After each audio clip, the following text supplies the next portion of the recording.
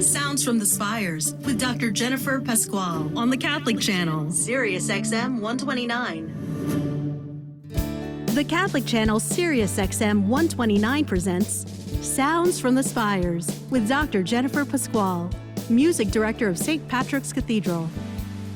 And you're listening to Sounds from the Spires on the Catholic Channel of SiriusXM 129. I'm Dr. Jennifer Pascual, your host, and today I have a very special guest here in my office at St. Patrick's Cathedral. It's Nicole Keller, who's been a guest with us before, and she's been in New York City to play at Riverside Church, and she gave a wonderful concert last night. It was really spectacular. Hi, Nicole. Hi, how you doing? Okay, thanks for being on the program again. No, of course, it's always fun to come and talk about music and organs and such, so.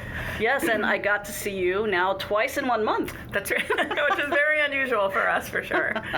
Yeah, so we were at the American Guild of Organists convention in San Francisco, and unfortunately I couldn't hear you play because you were playing at the same time I was playing a Vesper service, and the same thing happened in 2018 where you and I were both performing at the same time. That's right, yeah. So they have to stop doing that so I know. I can hear you. But I finally got to hear her last night at Riverside Church, where they have a summer organ concert series, so it was really great to hear you play in that space, which I hadn't been in a long time. Yeah, it's a magnificent building, and such a historic and storied organ, and it felt kind of special to play there since our teacher David Higgs was one of the assistant or associate organists there at one period of time, so that was kind of nice actually. Yeah.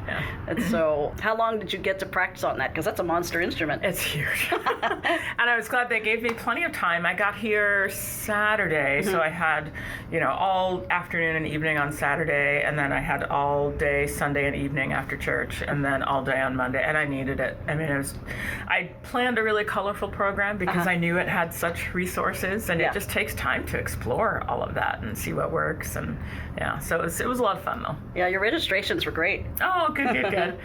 Sometimes you're never sure if it's going to work or not, or if it's too crazy of an idea, or if the balance is good since you're sitting right underneath the organ and you can't really tell what it sounds like out there. So, yeah. Well, it sounded great out in the middle of the church. Oh, good. Glad to know. Yeah. And Nicole is the assistant professor of music at University of Michigan at the School of Music, Theater, and Dance. And you've been there now 2 years? 2 full years. Goodness. Yeah. And going on your third. And she's in the tenure process, and I know she's fantastic. She's a hard worker. I know she'll get that pretty soon. I hope you're listening, Michigan. Yeah, she deserves it. I mean, she works her tail off.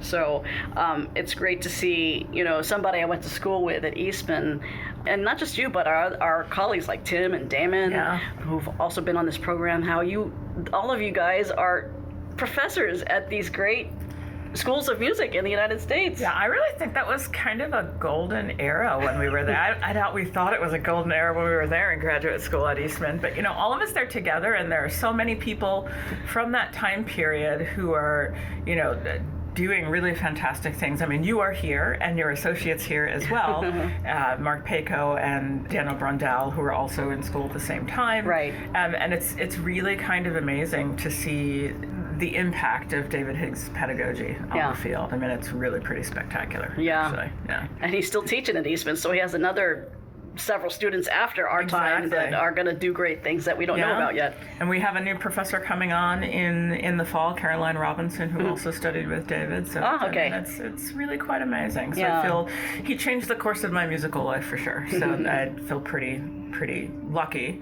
And then now to have all you as colleagues is really, really great. Well, it's always great to see you, and you're always welcome here. Oh, great. Cool. And speaking of David Higgs, one of the things that he performs frequently are the Calvin Hampton pieces, which you have recorded on your recording, Those Americans, and that's on the Raven label. We'll talk about it all during the hour. So tell us about this recording and what was your inspiration behind it? Yeah, the idea for it actually came a while ago, pre-COVID actually. I was talking to a couple of recording companies just to see, who might be interested and how I might do it and how much it was going to cost and all of that. And I was getting pretty close to making some decisions, and then COVID hit and everything just went on hold for that. And then after I got the job at the University of Michigan, I suddenly had funding for such things. So good. So it was good to be able to sort of start this process again. And the programming for the CD changed just a little bit. I had to find an organ that I was going to play it on. down. My original idea did not pan out. But there was this wonderful Nichols and Simpson instrument in Birmingham, Michigan, which is just north of Detroit, in a really wonderful room that had been recently renovated.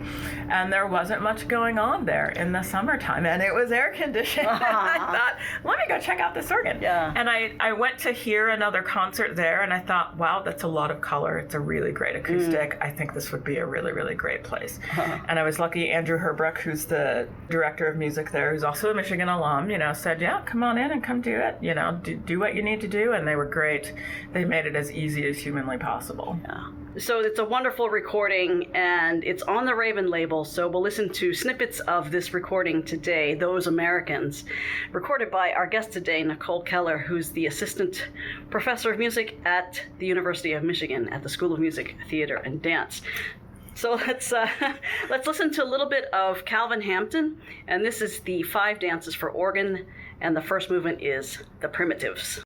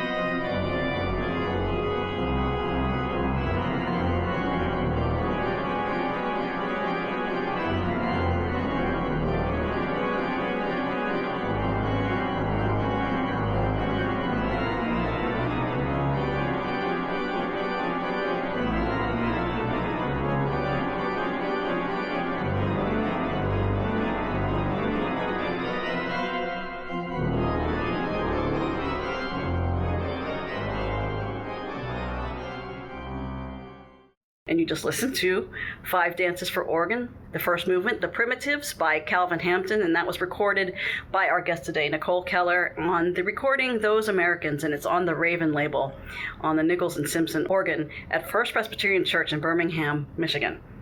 And you're listening to Sounds from the Spires on the Catholic channel of SiriusXM 129. I'm Dr. Jennifer Pascual, your host, and Nicole Keller is our guest, and she is here live at St. Patrick's, and she just played a wonderful concert last night at Riverside Church up in Harlem. And it was really magnificent to hear some of these pieces that we might hear today there last night. And so it's a really great program. And all of these folks are Americans then, correct? Yes, yeah, on the CD. And that they're pieces that have been in my repertoire for a while, some of them. And as I was thinking about what to include on the CD, I didn't want to make a CD of music that everyone else is recording. I wanted it to be something a little bit different. And I was thinking of this, the 20th century going into the 21st century of American organ music, and how wildly creative of a time it really was, both in organ building and in organ composition. And a lot of these, we'll call them newer voices that, we hadn't heard before, like Florence Price and William Grant Still, and people like Ann Wilson, who's still living and composing and doing things that aren't as well heard as some other things, but it's really fantastic music. And I think Calvin Hampton is just a spectacular composer. Yeah. And just composition-wise, how he puts the music together for me is really quite compelling. Yeah. So I was excited to do all those things together and find the right organ that could really kind of encompass all that. Yeah, fantastic. So congratulations. Thanks. If people are interested in getting this CD, how would they do that? You can buy it from the Raven CD website. It is also streaming on all platforms, including ones that I'd never heard of before. But it's on Spotify, it's on Amazon Music, it's on YouTube. It's pretty much all over. So if you know what it is, you can find it there. Okay, fabulous. It's Those Americans, and that's Nicole Keller, the artist, and our guest today here on Sounds from the Spires. And let's take a listen to more music. This is not from the recording, but a little bit from last night, the live performance at Riverside Church up in Harlem. And this is the Nadia Boulanger Petite Canon. And so we'll take a listen to that. That's from the 3 improvisations, Prelude, Petite Canon, and Improvisation. This is the second movement.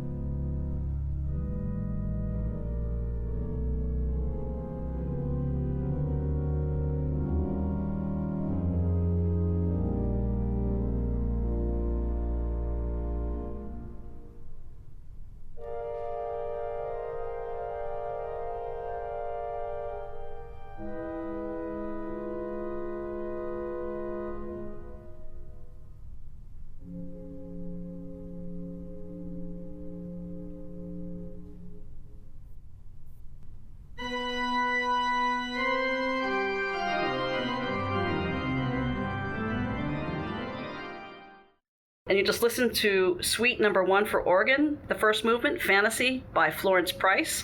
And just before the break, we listened to Nadia Boulanger's Petite Canon from the 3 improvisations. And the artist is Nicole Keller, who's also our guest today here on Sounds from the Spires on the Catholic channel, SiriusXM 129. I'm Dr. Jennifer Pascual, your host. And so, Nicole, you tend to be a champion of Florence Price's music. Do you play all of her organ music? I do not, and it was sort of an accidental champion, actually. I played, I think, the Toccato from the suite way back in graduate school. Actually, David Higgs gave it to me to try out, and I wasn't all that fond of it back then, but I learned the rest of it. That was pretty cool. And the shorter works, which a good part of my program from last night at Riverside, I played 4 of those there, are really interesting character pieces. So when you have a big organ with a lot of color, they work really, really quite well. And I've presented a lot on her organ works and on her compositions in general. She's a very interesting composer for sure, and a really interesting voice of that time period. Yeah, so it's great to get to know her music, and I should play more of it. It's beautiful stuff. It's good stuff, yeah. Some of it's surprisingly tricky. It doesn't look that hard, but it is, yeah. Yeah, and so how many times a year approximately do you say you go out and perform? Oh, gosh. A lot. And this has been a particularly really, really great year. I don't know. A lot. I haven't counted. But at least a couple times a month, and sometimes a little bit more than that, And then there are at times, like around Easter and such, where I don't go out a lot. It's about the time we're getting ready for juries and stuff for school, and I have responsibilities at school. And so there are some dead periods, which are kind of nice. Right. How do you balance that out between your performing and your teaching? It can be a little bit tricky, and I do try to plan concerts around heavier academic times for the most part. I've got really great colleagues who can fill in for me when I need to, and there's always makeup lessons. Yes. Students are very familiar with, and we work on the road all the time, Smartphones are great, iPads are great, not so great because you can always get to your email. That's right. So I do a lot of work on the road and get things done when I have to, and Zoom calls and all of these things. So you make it work. Yeah. How many students are you going to have this coming year? I believe we have 11 majors on the books for this year, and then we always have a good number of non-majors as well. Some are really quite talented piano majors, and some who are, for example, engineering students who think the organ is fascinating, and they've always wanted to learn. They've played the piano, and now they want to learn the organ, which they make really, really great students. So it's, we're working on building up the departments closer to certainly where it used to be. Yeah. But it's, it's a lot of fun. We've got some really great students, really talented students. We have one who is competing in the improvisation competition in Haarlem, the Netherlands, right now, actually. Yeah. So they're doing some really, really great things, which is really exciting. Yeah. Wow. Yeah. Who teaches improv? We kind of all do. Last year, Balint Karosi taught for us. He was with us for a 1-year appointment. Next year, Dr. Caroline Robinson will teach improv. I will probably teach some improv too as well. So we all do everything, basically. Right. Yeah. Wow. So coursework as well? Yep. Coursework, private lessons in improv? Private lessons, yeah. Yep, all of it. What would you do with a student who's just learning how to begin to improvise? How do you start out with somebody like that? I like to take a look at sort of examples of other works and teach them certain keyboard skills, Simple things like, okay, let's take this very simple phrase out of something and let's transpose that into as many keys as possible. And that helps them start to think about music a little bit differently. They're not thinking about notes on the page. They're thinking about harmony. They're thinking about how harmonies link together. They're thinking about just how music works in their mind as opposed to like reading little notes on the page. Right. I find exercises like that to be really, really helpful. Or let's take this piece of music, maybe we won't transpose, but play it in minor instead of major. What changes do you have to make this work? Or take this toccata, which has a certain figuration in the hands. What if you change the figuration to something else? It's got some arpeggiated figure that goes up. What if you made the arpeggiated figure go down? And just looking at music and playing around with it, but knowing structures is really, really important, and managing your time through things. So starting with really good examples of that and saying, these are the building building blocks that composers use to put this together. How can I learn what those building blocks are and learn to play with them myself and get really, really comfortable with them and create my own composition based on that has some structure to it, and it's not just kind of doodling. Yeah, it's really easy to get lost in your doodle when you're, especially liturgically, when you're doing things. Yeah. But learning how to improvise phrases and then learning all the skills that you need to have underneath that so you can actually do it. Yeah. And do it in like 1,000 different ways. Wow. But starting out with, compositions that do that well. When I think of sort of the Boulanger compositions, which she never thought much of herself as a composer, and they're very simple in composition, but really great to study. You can tell exactly how she put these pieces together. Wow. Like the Petit Canon, it's a perfect little canon there, and if you take it apart, you're like, okay, this totally makes sense. How can I do something similar in my own voice in some way? And it takes just as much practice as learning a piece of music. And that's, I think, always the surprise for students. I mean, you have to practice improv as much as you practice your other pieces. Yeah. I mean, gotta learn those skills and gotta try these things out, and then make it work on the organ. And if you don't put the time into it, then it's not gonna be good. Yeah. That's great advice. Very enlightening. And Nicole is the assistant professor at the University of Michigan at the School of Music, Theater, and Dance, and there for 2 years now. She's here in New York, leaving today again, but we'll see you soon, I'm sure, because you always love coming back here, and I know we'll hear another of your performances soon here in the city. She played at Riverside last night in a wonderful program, and just a few months ago, wasn't it? You did St. Peter's? You played at St. Peter's Church? In November. It was November, okay, that far. I was at the Metropolitan Museum of Art in February. Yeah, that's right. So 3 times in 1 year. I know, it's great. I love it. When are you coming back to New York? I'm coming back in the fall. I'm playing at Trinity Wall Street at St. Paul's Chapel for their concert series. I'm looking forward to that. Yeah. That's wonderful. So you'll have to let us know when that is. Yep, great. We'll do. Yeah, and you just played at AGO. You're here now, and what's your next concert? Next week, I'm playing at the Oregon Historical Society convention in Baltimore at St. Mary's Seminary, I believe it is, an older Cassavan instrument of a vintage that I have not played before. So I'm looking forward to that. Yeah. That's wonderful. Similar program to what you played last night? A lot of things that are there. I'm playing Balcom Voluntary, which you heard in San Francisco as well. I'm playing a set by Ned Rorem from his Quaker Reader.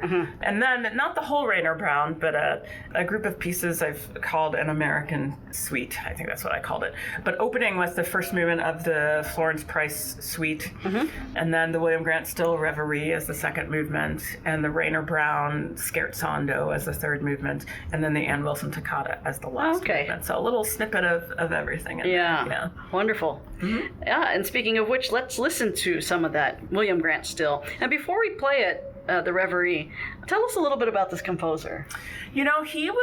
I knew of him. I did not know a lot about him because he did not write a lot of organ music, but incredibly prolific and just incredibly talented. And we don't get to hear that. And I think there are only 2 organ pieces that he wrote anyway, specifically for the organ. But you can hear his work in... Gosh, I'm probably going to say something wrong here. I think he did a lot of work in the theater and arrangements of things, and you can hear just these flavors of jazz and things in his works, which I think is really, we don't get a lot of that on the organ for the most part. So it's nice to highlight, what the instrument can do for that. Yeah, I still clearly have a little bit of research to do on William Grant Still, but we are hearing a lot more of his music these days, especially the orchestral music, which is really fantastic. But I'm sorry, we only have these 2 pieces for organ. We need to start transcribing more of that so we can get to know him a little bit better. Yeah. That's very interesting. Yeah. And so let's take a listen now to William Grant Still's Reverie.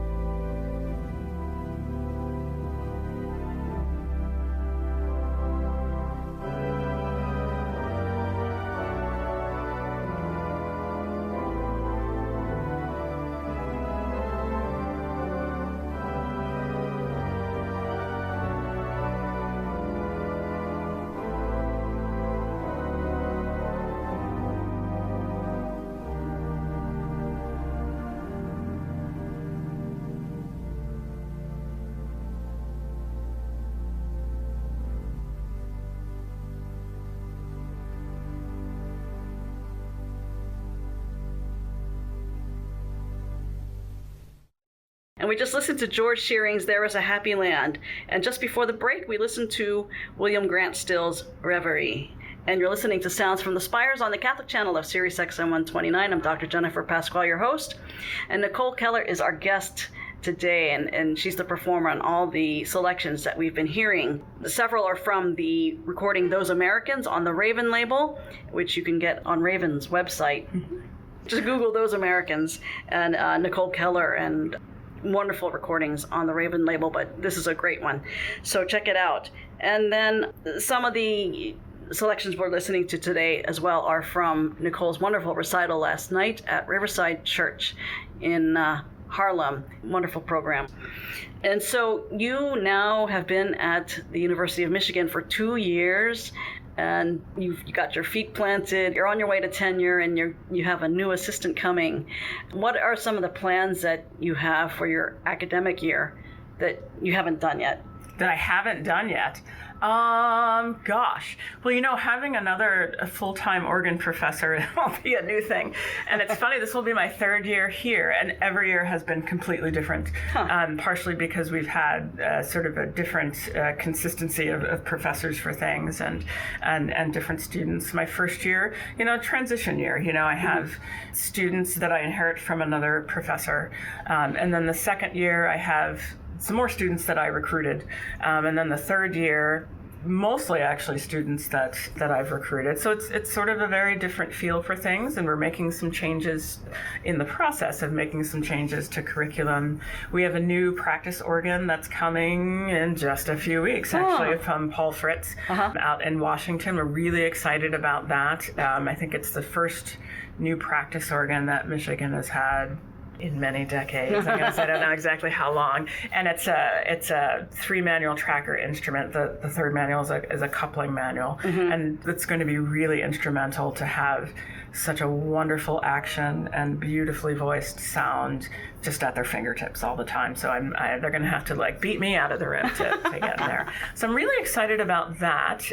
New things. That's the first thing that certainly comes to mind. I have not taught through all of the curriculum yet. So I think for the next couple of years, and certainly as we make some changes in the curriculum, there'll be that new. I mean, things that I've taught before but not taught here, and certainly kind of changing things to create a really deep curriculum that gives students all the things that they need for, the various facets of any kind of career as an organist, as you know. I mean, it's not just playing the organ. Yeah. Of course, it's mostly other things, and then sometimes playing the organ just a little bit. So, looking at what the future of the field is going to be, and I don't think any of us really knows what that is, but looking at there's always a future in church music, of course, and we're always going to need those skills and need to learn how to do those things, which includes administrative things, working with budgets, posting guest artists and all those types of things, along with the planning and such. But, what other options are out there for careers? We're finding more students who find the organ not from church. They did not grow up in church, but maybe they heard it in a concert hall, or they heard it in some civic auditorium, and they became fascinated with it. So there's this whole, sort of history and culture that we grew up with that they don't know anything about. They just love this instrument and this repertoire, and how do we reach them, and how do we, find new opportunities for work, and I'm convinced that the identity of the civic organist is something that we should be exploiting a lot more. And there are so many examples in history to look at. Bach was a civic organist in many ways, any organist who, I'm thinking of Svelink in particular, who is the organist, because you have the picture right there, of the old church in Amsterdam, but was also the civic organist for Amsterdam. So anything that had to do with musical events for that city, he was responsible for. And so in those days, and I think today too, we need to think more about this, you had to play the organ.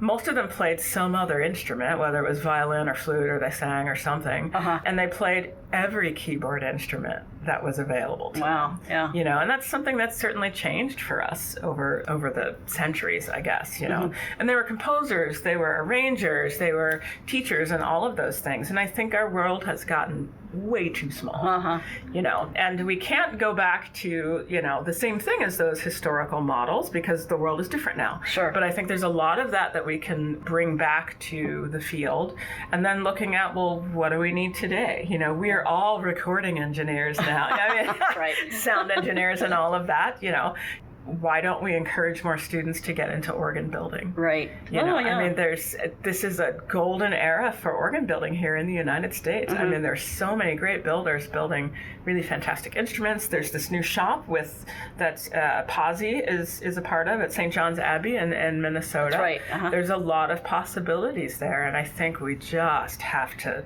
really expand that for the future, for sure. Right. Yeah. And what do you think, Nicole? How do we compete for students' attention to get them in schools, in organ school, regardless of what career path they're taking, to get them into organ schools? How do we compete against sports and other activities that detract from music?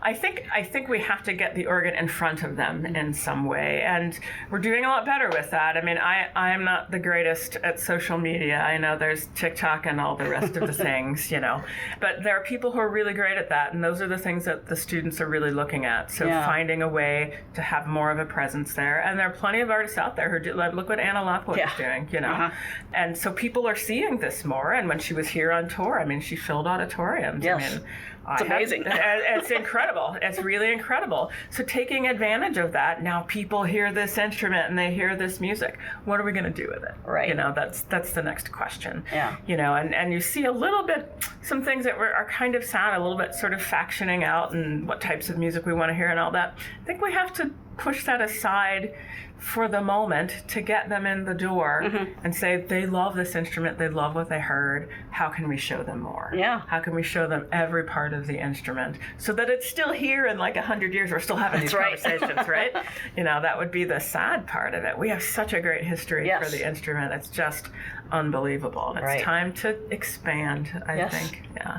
But quality, top-notch quality for everything, and our learning and our playing and all of that still certainly has to be there. Definitely. Yeah. Yes. And you're adding to it. I mean, you're also making history and recording and teaching, and you do so much already for the organ world at the University of Michigan and just through your performances. So thank you for all of that.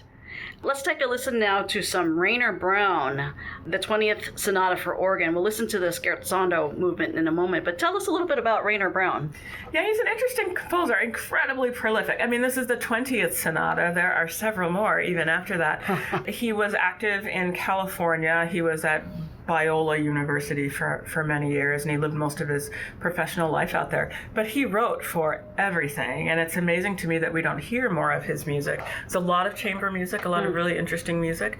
He was, I suppose, what we would call a neoclassicist, very familiar structures with his own musical language. But I think it's all very approachable, very doable, very interesting textures, very interesting sounds. I find him to be very playful in many ways and very serious in other ways. So it's someone I think we should definitely explore. It can be a little daunting because there's just so much music, But, I think finding it is part of the problem, which is why we don't hear so much of it. But it's totally worth the exploration. Yeah. So let's take a listen to Rainer Brown's 20th Sonata for Organ, the third movement, the Scherzando.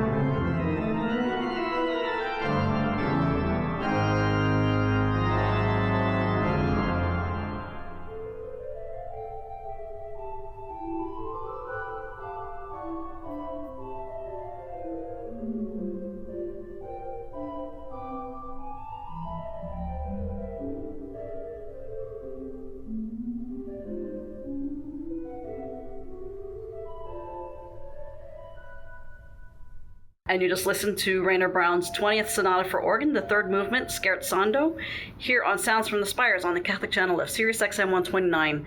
Nicole Keller is the artist. She's also our guest here today. And the recording is Those Americans on the Raven label. And that's on the Nichols and Simpson organ at First Presbyterian Church in Birmingham, Michigan. And if you just Google Raven, you can get the recording there. Or if you go onto the major streaming platforms, just look up Nicole Keller and Those Americans. If you want a hard disk, you go to the Raven CD website, which is ravencd.com. ravencd.com. Yeah, and then you'll get all the program notes, which you don't get on the streaming platforms. Yeah.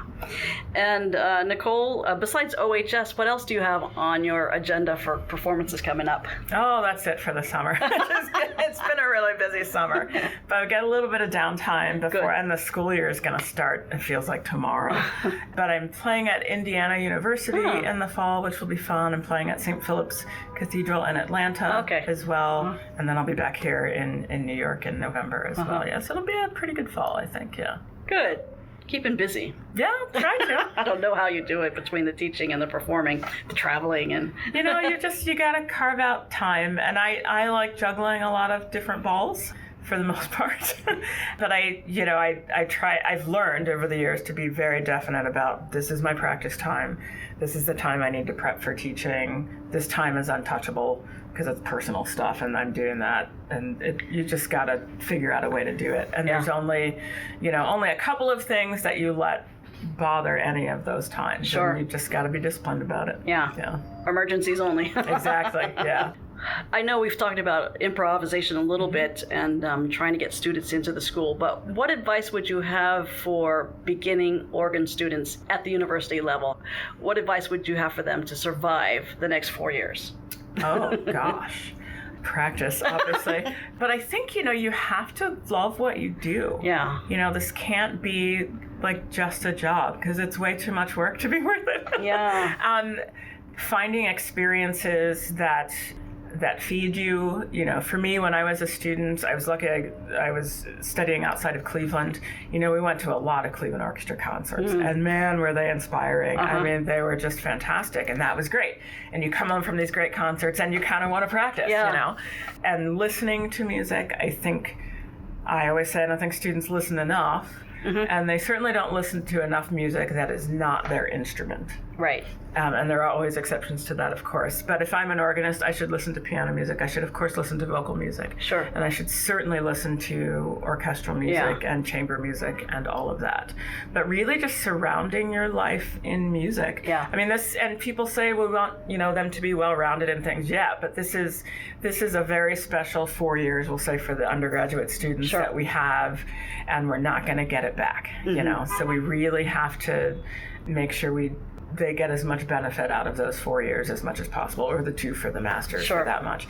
And I always tell them, you're just not going to have as much time to practice and focus on these things that you have right now. You've got to do it now. You have to do it now. That's the same advice I got when I was an undergrad. You will never practice as much as if you go on for the master's and doctorate, yes, you do practice as much. But once you leave school, you do not have the time to practice. To focus, just singly focus on that. And they look at you with horror when you tell them this, and you're like, you'll find out. Yes, definitely. When is the time to audition for schools? To send in information, the Most application. deadlines are I think ours is December 1st is usually the deadline, and we have some pre-screening things that are due then, but the auditions are generally the end of January, the beginning of February. So if somebody's interested in studying at the University of Michigan, they should send in their materials when? By December 1st, and there's lots of information on our website. Or you can just email me, and we can talk about that. But so having your audition portfolio, there's lots of paperwork and things involved with that as well. But so you've got a couple of months to keep practicing and choose your music. And I always say, play what you feel most comfortable playing. And I think a lot of students, they want to prepare something that's impressive, or we want to see your musical talent. Right. We can see what your potential is by what you do well. Yeah. So play something that shows you at your best. That's good advice, especially if you're auditioning in the future, near future. Yeah. Well, thank you to Nicole for being with us here today again on Sounds from the Spires. You're always welcome back on this program. You're a wonderful colleague and friend and a wonderful musician. Oh, thank you. It's always fun to be here. Yeah, it's always great to hear your music and to just even talk to you, not even on recording, but just having breakfast with you whenever you happen to be in town. So come back often.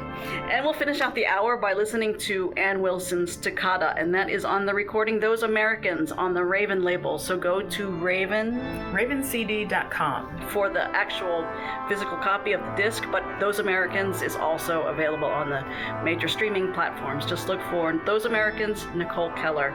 Thank you, Nicole, for being on the program again. Thanks for having me. And thank you to Robert for editing, and stay tuned next week for Sounds from the Spires on the Catholic channel of SiriusXM 129. Have a great week.